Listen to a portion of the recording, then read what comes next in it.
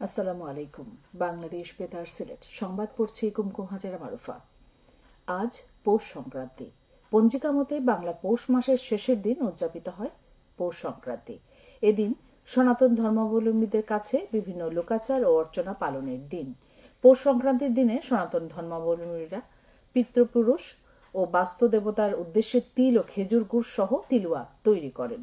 যদিও এটি সনাতন ধর্মাবলম্বীরা বেশ ঘটা করে পালন করেন, তবে সময়ের ব্যবধানে তা বাঙালির সংস্কৃতির এক অবিচ্ছেদ্য অংশ বা উৎসব হিসেবে রূপ নেয়। ফলে কেবল ধর্মীয় আচার ছাড়া বাকি সবকিছুতে পৌষ সংক্রান্তি আবহমান কাল ধরে বাঙালির এক চিরায়ত উৎসবের নামও।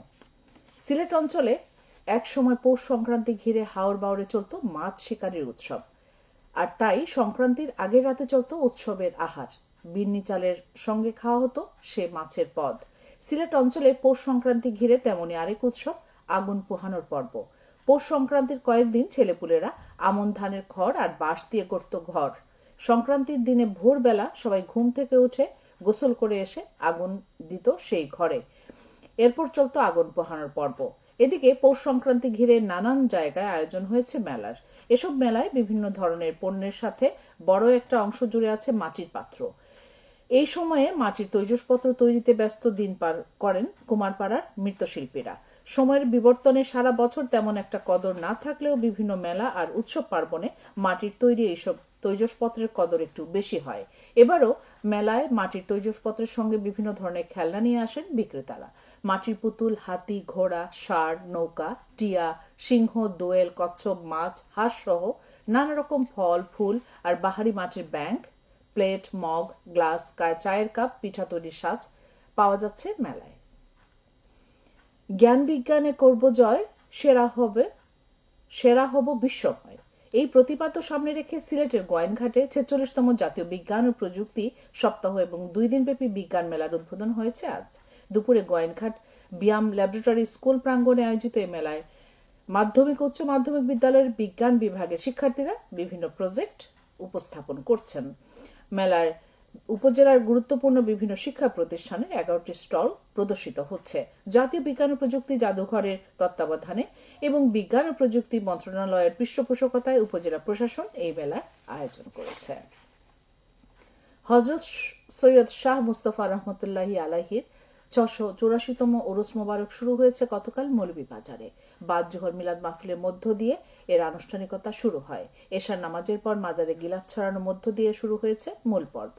৩ দিনব্যাপী এই ওরস উপলক্ষে ইতিমধ্যে দেশের বিভিন্ন অঞ্চল থেকে ভক্ত আশিকানরা এসেছেন। আজ এশার নামাজের পর আখেরি মোনাজাতের মাধ্যমে এর সমাপ্তি ঘটবে। উরুসকে কেন্দ্র করে মাজার প্রাঙ্গণে প্রতিবারের ন্যায় এবারও মেলার আয়োজন করা হয়েছে। সিলেটের বিশ্বনাথ উপজেলার ৪ শতাধিক অসচ্ছল, অসহায়, শীতার্ত মানুষকে কম্বল প্রদান করা হয়েছে।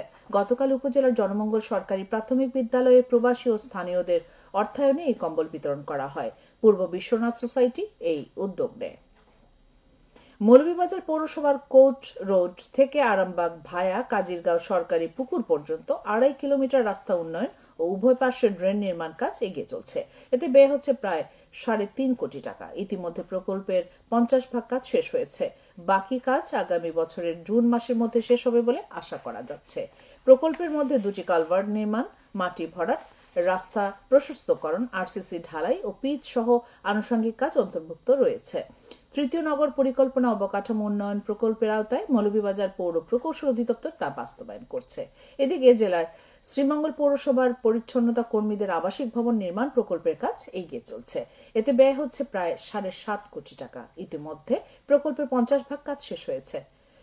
আগামী বছরের ডিসেম্বর মাসে শেষ হবে বলে আশা করা যাচ্ছে। প্রকল্পের আওতায় ৭তলা ভবন, প্রায় ৪০০ মিটার বাউন্ডারি দেওয়াল, ২টি গেট, লিফট, জেনারেটর, পার্কিং সহ অত্যাধুনিক সুযোগ সুবিধা সম্বলিত ২৪টি ইউনিট রয়েছে। প্রকল্পটি বাস্তবায়িত হলে পরিচ্ছন্নতা কর্মীদের আবাসন সমস্যার সমাধান সহ অন্যান্য সুযোগ সুবিধা বৃদ্ধি পাবে। শ্রীমঙ্গল পৌরসভার তত্ত্বাবধানে এলজিইডি তা বাস্তবায়ন করছে। খেলার খবর, ক্রিকেট।